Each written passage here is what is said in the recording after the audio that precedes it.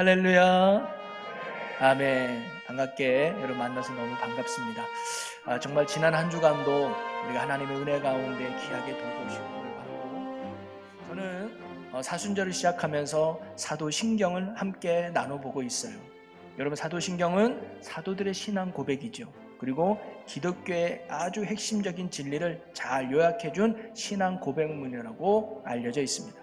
여러분, 사도신경은 모두 몇 글자인 줄 아십니까? 제가 알려드릴게요. 4글자입니다. 사도신경. 사도신경은 모두 4글자예요. 어디 가서 물어보면 4글자라고 얘기하면 되는데요. 그런데 이 사도신경은 3분에 대한 신앙 고백이 나와요. 하나님에 대해서, 예수님에 대해서, 성령님에 대해서. 그래서 삼위일체 되신 하나님에 대한 신앙 고백이 바로 사도신경입니다. 그래서 기독교의 핵심 진리를 잘 요약해주는 신앙 고백문이라고 할 수 있죠.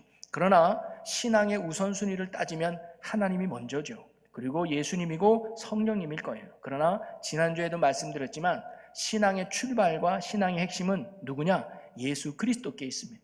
왜냐하면 예수 그리스도를 통해서만이 하나님에 대해서, 성령님에 대해서 올바른 신앙 고백이 가능하기 때문이에요. 그래서 사도신경도 예수님에 대해서는 많은 부분을 신앙 고백을 할애하고 있다고 하는 거죠.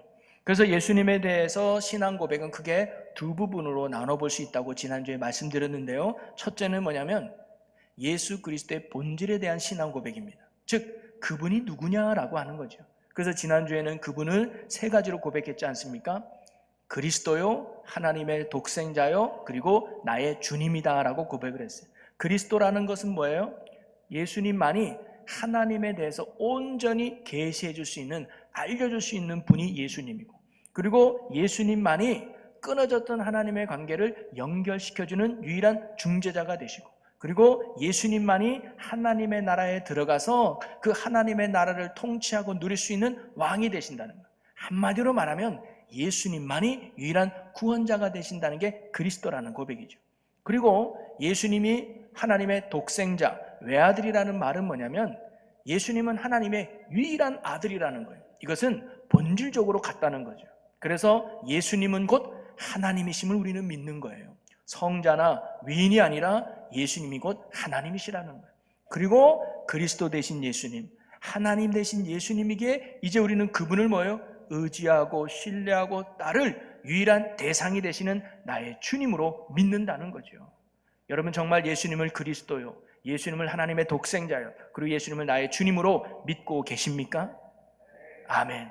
그러면 이것이요, 우리의 입술로만의 고백이 아니라 삶으로 나타나는 신앙의 고백이 되기를 주님의 이름으로 간절히 축원합니다. 우리 삶 속에서 예수가 그리스도됨을, 우리의 삶 속에서 예수가 하나님됨을, 우리의 삶 속에서 예수가 나의 주인 되심을 믿고 살아가는 거죠. 그게 참된 신앙의 고백이에요. 자, 2번째로 예수님에 대한 신앙 고백은 뭐냐면, 첫 번째는 본질에 대한 고백이고, 2번째는 예수님의 구체적인 사역에 대한 고백이 바로 나오고 있습니다. 즉 하나님이 되신 예수님이, 그리스도 되신 예수님이 우리를 구원하기 위해서 구체적으로 어떤 일을 하셨는가에 대한 신앙 고백이 나온다는 거죠.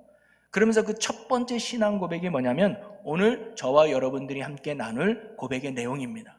오늘 제목에는 성령으로 잉태하사라고 짧게 했지만 사실 한 문장으로 보면 이는 성령으로 잉태하사 동정녀 마리아에게 나시고 라는 신앙 고백이 오늘 저와 여러분과 함께 나눌 말씀이거든요. 이것은 뭐냐면 하나님이신 예수님이 어떻게 이 땅에, 어떻게 이 세상에, 그리고 피조물의 역사 속에 내려오셨는가라고 하는 신앙 고백이에요. 한마디로 말하면 성육신하신 예수님을 고백하고 있는 거예요. 그러면서 예수님이 이 땅에 내려오시기는 하셨는데 어떠한 방법과 과정을 통해서 이 땅에 태어나셨는가? 2가지를 고백하고 있어요. 첫째는 성령으로 잉태하셨다. 남자와 여자가 만나서 잉태한 게 아니라, 남자의 씨, 사람의 씨가 아니라 성령으로 잉태하신 분이 예수님입니다. 2번째는 동정녀 마리아에게 태어났다는 거예요. 그래서 동정녀라는 말은 남자를 알지 못하는 여인이거든요. 남자와 관계를 맺지 않았던, 오늘날 보면 수처녀예요. 그런 동정녀 몸에서 예수님이 태어났다는 것이 우리가 믿는 예수님에 대한 고백인데요. 여러분, 우리나라 역사를 보면 나라가 세워질 때마다 그 나라를 세운 사람들의 출생에 대한 기록들이 나타나고 있죠. 자, 고조선은 누가 세웠냐? 단군이 세운 걸로 나오는데, 단군은 어떤 사람이에요? 곰이 사람이 돼서, 웅녀가 돼서 한웅과 만나서 태어난 아들이 단군이에요. 또 고구려를 세운 주몽, 신라를 세운 박혁거세, 가야국을 세운 김수로왕, 이 세 사람의 공통점은 이 세 사람은 다 어디서 태어났어요? 알에서 태어났어요. 뭔가 우리와는 다른 신비롭게 태어난 걸 강조하고 있는데요, 이렇게 기록한 이유가 뭐냐면 왕을 신격화해서 그 왕이 세운 나라에 정당성을 부여하고 싶었던 거예요. 위대한 나라임을 강조하고 싶었던 거죠. 그리고 그 나라 백성들에게는 자부심, 충성심을 심어주기 위해서 이런 이야기를 기록했다는 거예요. 그래서 이런 이야기 때문에 성경에 기록된 예수님의 탄생 이야기도 누군가가 지어낸 설화나 전설이라고 생각하는 사람들이 있었습니다. 왜냐? 과학적으로, 상식적으로, 이성적으로 합당하지 않은 내용이기 때문이죠. 자, 오늘 우리가 읽은 본문 말씀도 보면 바로 예수님이 태어나는 과정에 대해서 기록한 장면인데 18절 19절에 보니까 예수 그리스도의 나심은 이러하니라. 그의 어머니 마리아가 요셉과 약혼하고 동거하기 전에 성령으로 잉태된 것이 나타났더니 그의 남편 요셉은 의로운 사람이라 그가 드러내지 아니하고 가만히 끊고자 하여. 여러분, 유대 땅에 요셉이라고 하는 신실한 사람이 살고 있었는데 마리아와 약혼을 했어요. 결혼하진 않았지만, 같이 살진 않지만 결혼을 약속한 사이였습니다. 그런데 어느 날 마리아가 임신을 한 거예요. 그걸 지켜보고 있던 요셉은 어떤 생각이 들었을까요? 약혼한 사람은 난데, 근데 내가 마리아와 한 번도 잠자리를 한 적이 없는데 임신했는데 저거 분명히 바람 폈을 거야. 다른 남자의 씨로 말미암아 임신됐을 거야 하면서 마리아와의 관계를 끊으려고 했어요. 그런데도 요셉은 의로운 사람이라 조용히 끊으려고 했다는 거예요. 왜냐하면 드러났다가는 마리아가 큰일 나니까 그냥 없었던 일로 조용히 끊으려고 했단 말이죠. 그런데 그날 밤에 바로 천사가 나타나서 요셉에게 이렇게 말씀합니다. 20절 볼까요? 이 일을 생각할 때에 주의 사자가 현몽하여 이르되 다윗의 자손 요셉아, 내 아내 마리아 데려오기를 무서워하지 말라. 그에게 잉태된 자는 성령으로 된 것이라. 천사가 나타나서 요셉아, 마리아가 임신한 것을 걱정하지 말아라. 마리아가 임신한 것은 사람의 씨로 된 것이 아니라 성령으로 말미암아 된 것이다 라고 이야기를 해주는 거예요. 여러분, 여러분이 만약에 요셉이라면 이런 천사의 말에 쉽게 순응하고 쉽게 이해가 되고 쉽게 믿을 수 있겠습니까? 요셉은 상식적으로는 남자와 같이 자야지만 임신하는 줄 알았어요. 그래서 남자와 자지 않았던 그 마리아가 임신한 건 분명히 다른 남자를 만났다고 상식적으로 생각했단 말이죠. 그런데 사람의 씨로 된 게 아니고 성령으로 잉태하셨다는 말씀을 듣고 요셉도 처음에는 의아해하지 않았을까요? 여기에서 필요한 게 뭐냐면 바로 믿음이 요구된다는 거예요. 여러분, 창세기 1장 1절에 태초에 하나님이 천지를 창조하시니라, 하나님이 말씀하시니 그대로 되니라, 이게 설명이 되고 이해가 되냐요? 여기서도 우리에게는 믿음이 요구되고 있습니다. 또 100세 된 아브라함과 90세 된 사라를 통해서 이삭이 태어났다는 것, 이것도 믿음 아니면 결코 이해할 수 없는 내용이죠. 예수님이 오병이어로 5천 명을 먹이신 것도, 또 무리를 걸어가신 것도, 물로 포도주를 만드신 것도, 죽었던 나사로를 말씀 한마디로 능히 살려내신 것도, 그 외에 수많은 기적들, 또한 초자연적인 역사들을, 이 모든 것들이 우리가 과학적으로, 논리적으로, 상식적으로, 이성적으로 이해가 되고 설명이 가능하든 아닙니다. 이 모든 것들이 믿어지는 것 그 자체가 은혜요, 축복이요, 기적인 줄로 믿습니다. 하나님이 믿어지면 모든 것이 이해가 된다는 거죠. 그래서 기적 중에 제일 큰 기적이 있다면 그것은 하나님이 믿어지는 것이고, 하나님이 하시는 일이 믿어지는 것이 기적이고 은혜인 줄로 믿습니다. 인간의 머리로는 이해되지 않고 설명할 수 없지만 전능하신 하나님이시기 때문에 모든 것이 가능하다는 거죠. 하나님이시기 때문에 사람의 씨가 아니라도 성령으로 능히 잉태할 수 있는 것이고, 전능하신 하나님이시기 때문에 남자를 알지 못하는 동정녀 마리아의 몸에서도 예수님이 태어날 수 있다는 거예요. 자, 그렇다면 성령으로 잉태하시고 동정녀 마리아의 몸에서 태어났다는 것은 우리에게 어떤 의미가 있으며 또 어떤 믿음의 고백을 담고 있을까요? 오늘 그것을 저와 여러분과 함께 나눠보려고 하는데요. 사실 우리가 지난번에 했던 믿음의 성장반이라든가 또는 여러 가지 성경 공부를 통해서 아마 여러분들은 너무나 잘 알고 있는 내용이기도 할 겁니다. 그러나 다시 한번 이 내용을 되짚어 보면서 우리가 다시금 예수가 나의 주님임을, 예수가 나의 유일한 구원자가 되심을 다시금 붙들고 우리가 예수 안에 굳게 세워져 살아갈 수 있는 우리가 되기를 주님의 이름으로 간절히 축원합니다. 자, 성령으로 잉태하시고 동정녀 마리아에게 태어났다고 하는 것은 첫 번째 어떤 의미가 있느냐? 구원의 역사는 전적으로 하나님으로부터 시작된다는 것을 우리에게 가르쳐주는 사건입니다.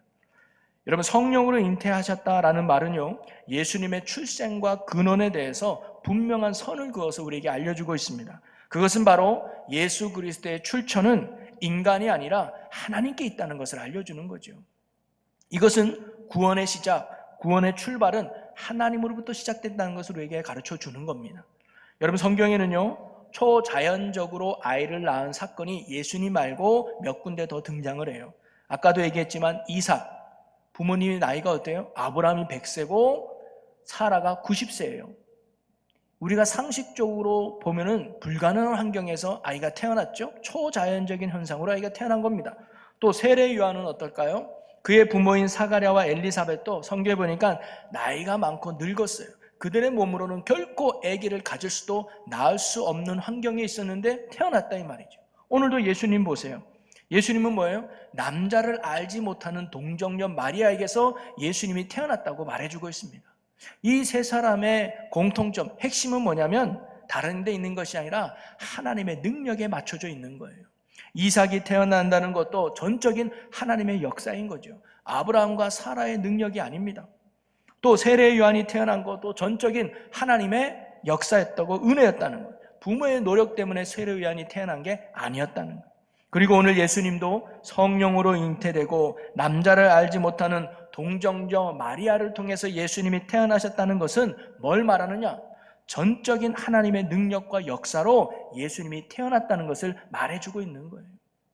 그래서 성육신 사건은 전적으로 하나님 자신의 사역이라는 겁니다. 이것은 더 나아가 구원의 역사는 전적으로 하나님이 이루신 역사임을 우리에게 가르쳐 주고 있는 거죠.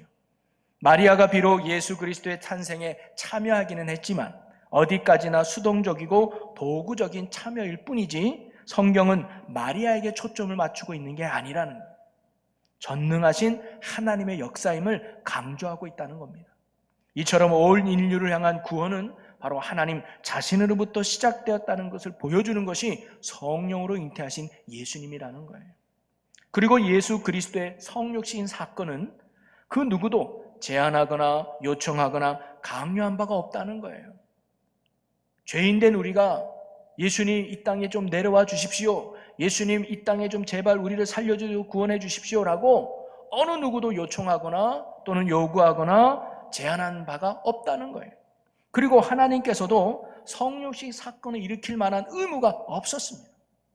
창조주가 되고 전능하신 하나님이 피조물에 불과한 우리의 몸으로 이 땅에 내려오실 의무가 하나도 없었다 이 말이죠. 어떻게 보면 예수님이 육신의 몸으로 이 땅에 태어나신 것은 전적으로 하나님의 자유로운 의사요 결단이었다는 거예요. 하나님 스스로 결단하시고 스스로 행동을 취한 거죠. 그것이 우리에게는 얼마나 큰 은혜이고 선물인지 모릅니다. 그리고 나아가 하나님은 자신을 버림으로써 인간과 모든 피조물들을 구원하고자 하시는 하나님의 사랑에 기인한 사건이 바로 예수님이 이 땅에 오신 성육신 사건이라는 거죠. 어찌 창조주 되시는 그 하나님이 그 높고 높은 하늘 보좌를 버리고 가장 낮은 인간의 모습으로 이 땅에 오실 수 있었을까? 사랑하지 아니오고는 해석될 수 없는 내용이죠.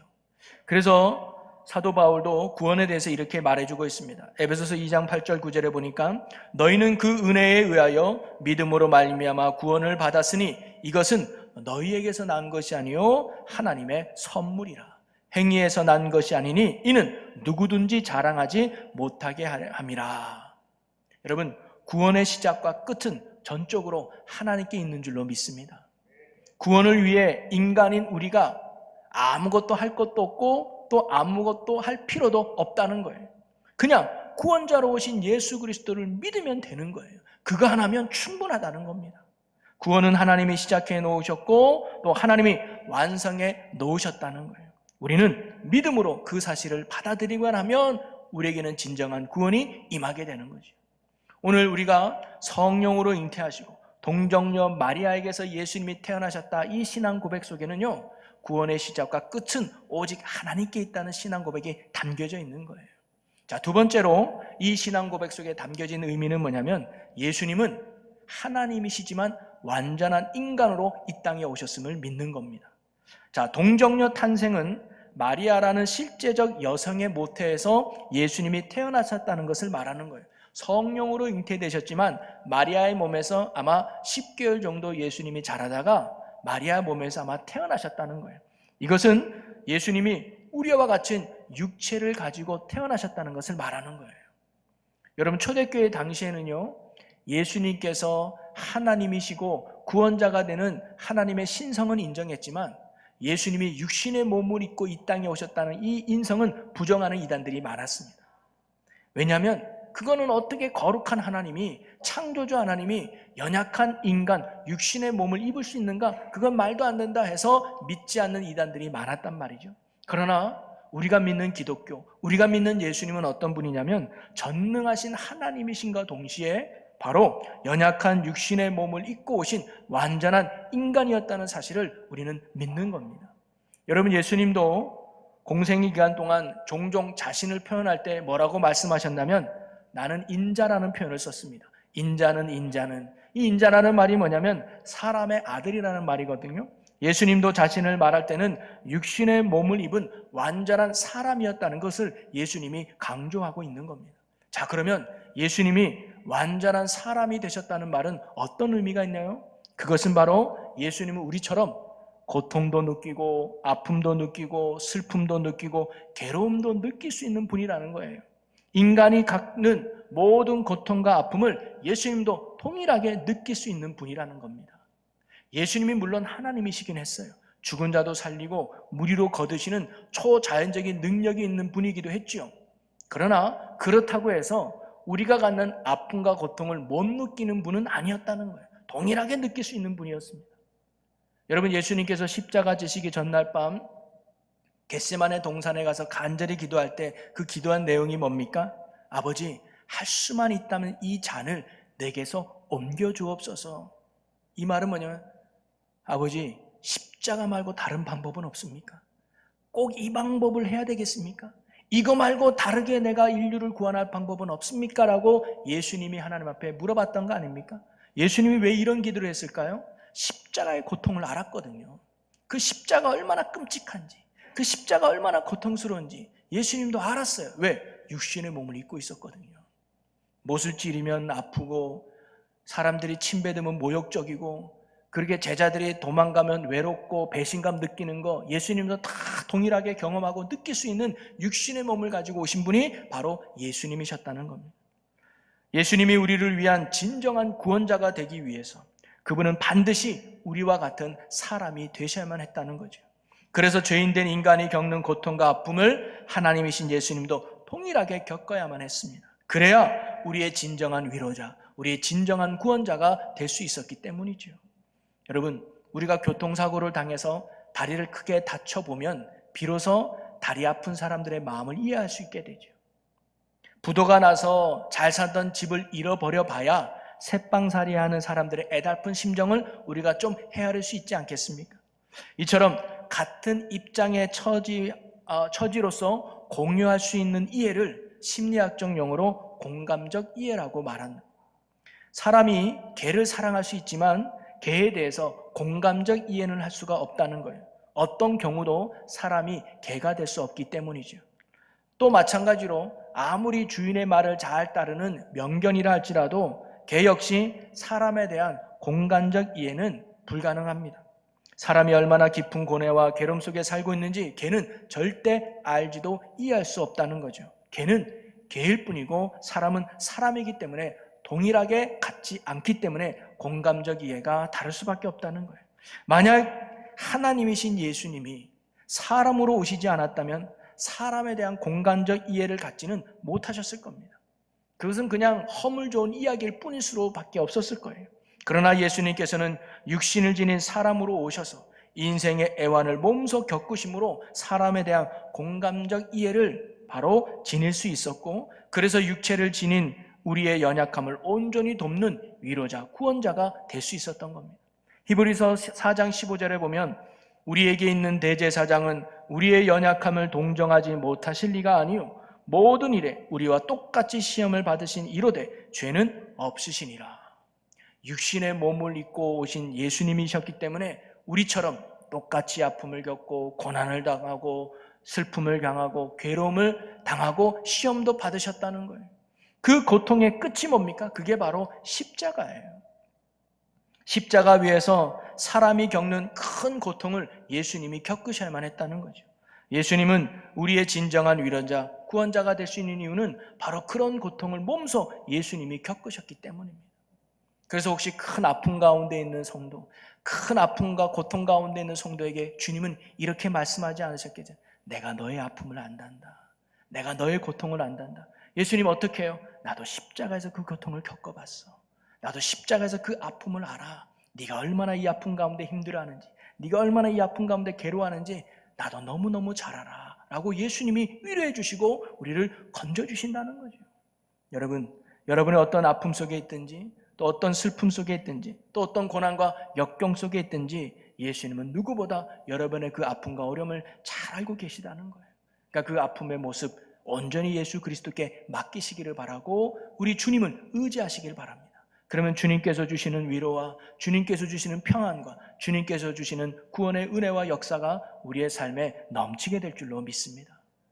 그리고 예수님은 마지막 세 번째로 성령으로 잉태하고 동정녀 마리아에게 태어났다는 것은 예수님이 하나님이셨지만 완전한 인간으로 오셨다는 것과 동시에 인간으로 오셨지만 예수님은 죄가 없다는 것을 가르쳐주고 있어요.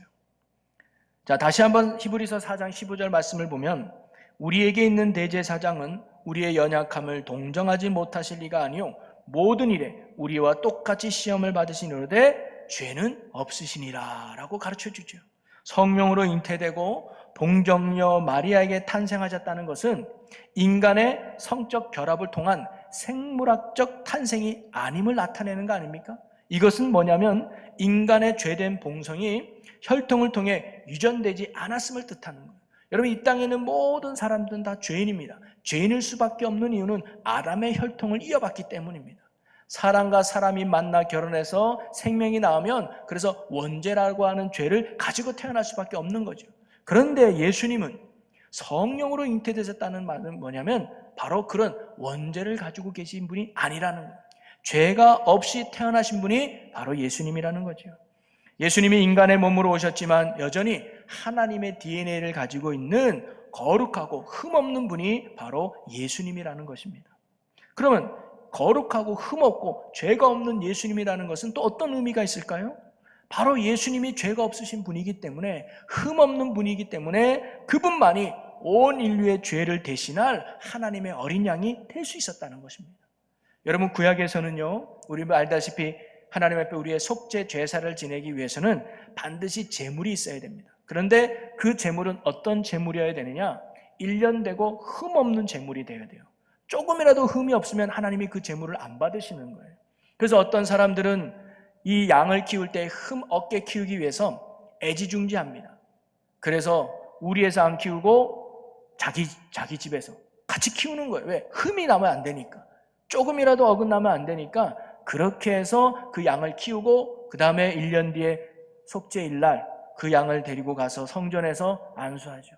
하나님, 내가 이런 죄를 졌는데 이 양에게 내 죄를 전가시킵니다. 그러면서 그 양이 그 죄를 되짚어 쓰는 거예요. 그리고는 그 사람이 그 양을 죽입니다. 여러분, 죽일 때 어떤 마음이 들었을까요? 아유, 신나네 내가. 내가 이 양을 죽임으로 내가 깨끗해지네? 이런 마음이 아니라 나 때문에 너가 죽는구나. 여러분, 1년 동안 얼마나 정들었겠습니까? 어떤 사람은 아마 자기 자식같이 생각할 수 있는 양이었을 거예요. 그런데 내가 죄를 지었기 때문에 이 양을 죽일 수밖에 없는 안타까움. 그러면서 어떤 고백을 해요? 내가 다시는 죄 짓지 말아야지. 내가 죄 짓는 것 때문에 너가 죽는구나. 하나님 우리에게 그걸 요구하고 싶었던 거예요. 그래서 그 어린 양을 희생 제물로 삼아 죄 용서 받았다는 거죠. 그래서 제물은 흠 없는 어린 양이 돼야 했습니다. 여러분, 오늘 예수님께서 성령으로 잉태하셔서 남자를 알지 못하는 동정녀 마리아를 통해서 예수님이 태어났다고 하는 것은 뭐냐면 바로 예수님만이 흠없고 거룩한 하나님의 어린 양이 되실 수 있다는 것을 가르쳐 주는 것입니다. 그래서 오직 예수 그리스도의 피만이 우리의 모든 죄에서 깨끗해 할 수 있는 유일한 구원자가 되신다는 사실이죠. 이 세상 그 무엇도, 이 세상 그 어떤 피도 우리의 죄를 깨끗하게 할 수 없습니다. 오직 예수의 피, 가장 흠없고 거룩한 예수의 피만이 우리의 죄를 용서해 줄 수 있는 거예요. 그래서 요한일서 1장 7절에는 그 아들 예수의 피가 우리를 모든 죄에서 깨끗하게 하실 것이요. 할렐루야. 여러분, 우리가 예수 그리스도를 통해서 구원받을 수 있는 이유는 그분의 피만이 우리의 죄를 씻어줄 수 있기 때문입니다. 그래서 그 피로 씻음받은 자만이 하나님 앞에 거룩하다 인정받고 천국으로 들어갈 수 있다는 거죠. 오늘 우리가 성령으로 잉태하시고 동정녀 마리아에게 태어났다고 하는 이 신앙 고백 속에는 예수의 피밖에 없습니다. 예수만이 나의 죄를 용서하고 예수만이 나의 유일한 구원자가 됩니다라고 하는 강한 신앙의 고백이 바로 이 표현 속에 담겨져 있다는 거죠. 자, 말씀을 정리하면요, 오늘 우리가 고백해야 될 사도신경의 신앙 고백은 성령으로 잉태하사 그리고 동정녀 마리아에게 태어났다고 해서 바로 성육신하신 예수님에 대한 고백입니다. C.S. 루이스는 이런 말을 했습니다. 하나님께서 인간 세상에 들어오신 것이 기적 중에 가장 큰 기적이다라고 말했습니다. 저 높고 높은 하늘 보좌에 계신 하나님께서 우리의 고통을 보시고 우리를 구원하기 위해서 친히 낮고 낮은 이 땅에 내려오셨다는 거예요. 어떤 종교도 신이 스스로 인간의 모습으로 내려오는 경우는 없습니다. 대부분이 인간이 신을 찾아가는 거죠. 그러나 우리 예수님은 우리가 스스로 하나님께 나아갈 수 없음을 아셨기에 직접 하늘 보좌를 버리고 낮고 낮은 이 땅에 연약한 육신의 모습으로 이 땅에 우리를 구원하고자 내려오셨다는 거예요. 그것이 얼마나 큰 은혜고 얼마나 큰 선물입니까? 바로 오늘 성령으로 잉태하사 동정녀 마리아에게 태어나셨습니다라고 하는 이 신앙 고백은 바로 이러한 하나님의 사랑과 하나님의 은혜에 대한 고백이 담겨져 있는 것이죠. 그러면서 오늘 우리가 함께 나눠보셨던 것처럼 우리에게는 구원받을 만한 전혀 아무런 능력도 없습니다. 전적으로 하나님께서 구원을 시작하셨고 하나님께서 구원을 완성해 주셨음을 믿는 신앙 고백이 오늘 고백의 내용입니다. 그리고 예수님은 완전한 인간이 되셔서 우리와 똑같은 고통과 아픔을 겪으셨습니다. 그리고 십자가의 큰 고통을 직접 몸소 체험하셨죠. 그래서 우리가 어떤 고통에 있든지 우리가 어떤 아픔에 있든지 예수님은 다 이해하시고 다 알아서 우리의 진정한 위로와 우리의 진정한 구원자가 되실 수 있었던 것입니다. 그리고 예수님은 육신의 몸을 입고 오셨지만 흠없는 거룩한 하나님이셨습니다. 죄가 없으셨습니다. 그래서 우리의 모든 죄에서 능히 깨끗게 하실 수 있는 유일한 구원자가 되실 수 있었다고 하는 사실이죠. 여러분, 오늘 제가 여러분에게 예수님에 대해서 많은 이야기를 했지만 하나예요. 예수만이 나의 유일한 구원자가 된다는 겁니다. 예수님이 곧 하나님이시고 예수님이 나의 진정한 위로자가 되고 그리고 예수님만이 나의 죄를 깨끗하게 씻어주고 나의 죄에서 건져낼 수 있는 유일한 구원자가 된다는 신앙 고백, 그게 오늘 우리의 믿음의 고백이죠. 그런데 여러분, 우리가 이 예수님에 대한 고백이 입술로만 머무는 고백이 아니라 삶으로 믿어지는 고백이 되기를 주님의 이름으로 간절히 축원합니다. 정말 예수님이 나의 주님이라면, 정말 예수님이 나의 구원자라면 우리는 어떻게 살아가야 될까요? 정말 예수밖에 없다는 신앙을 고백을 한다면 우리는 어떤 삶을 살아야 될까요? 말하지 않아도 아마 여러분이 잘 알고 계실 거예요. 그런 삶을 살아낼 수 있는 자만이 이 신앙 고백이 진정한 고백이 되지 않을까요? 오늘 저와 여러분이 사도신경의 신앙 고백이 입술의 고백으로 끝나는 것이 아니라 삶의 고백으로 연결돼서 정말 예수를 주로 삼고 예수 안에 승리하는 삶을 살아가는 우리 모두가 되시기를 주님의 이름으로 간절히 축원합니다. 우리 이 시간 함께 기도합니다. 살아계신 하나님, 우리가 매 예배마다 사도신경을 고백하지만 이 고백이 입술과 머리로만 고백이 아니라 삶으로 고백되어지는 참된 믿음의 고백이 되게 하여 주시옵소서. 예수님이 나의 하나님이요, 예수님이 나의 위로자요, 예수의 피만이 나의 죄를 씻을 수 있다는 믿음의 고백을 갖고 날마다 예수만을 주로 삼고 예수만을 섬기고 예수만을 따르는 예수의 사람이 되게 하여 주시옵소서. 감사드리며 예수님의 이름으로 기도합나이다. 아멘.